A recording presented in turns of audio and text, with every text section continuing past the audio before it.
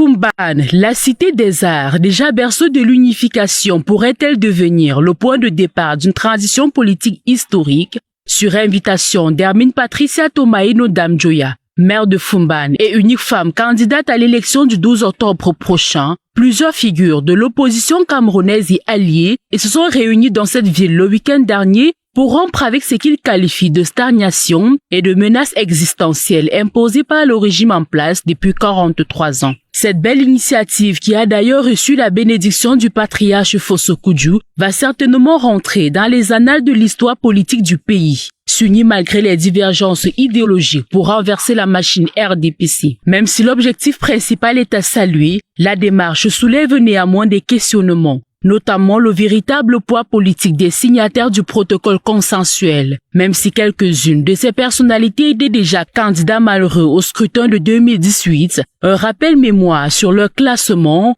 permet d'émettre des réserves sur l'influence et leur représentativité chez l'électorat. Un candidat issu de cette coalition pourra-t-il véritablement tirer son épingle du jeu au soir du 12 octobre prochain? Pourra-t-il recevoir l'onction sans faille d'un peuple assoiffé de changement? La question se pose pas pour critiquer, mais pour regretter l'absence de certaines figures dont leur intégration aurait pu renforcer davantage ce front uni. Comment comprendre l'absence de l'honorable Joshua Ossi, candidat SDF dont l'expérience et la maturité politique n'est plus à prouver?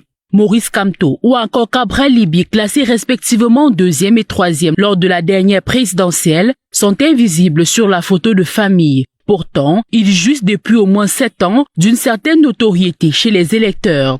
Une autre absence notable, celle de Bello Bouba Maïgari de l'UNDP, récemment sorti du sérail présidentiel qui incarne aujourd'hui l'un des poids lourds de l'opposition, fort de son ancrage institutionnel considérable. Tout compte fait, les projecteurs sont désormais braqués sur cette initiative qu'on espère saura faire la différence.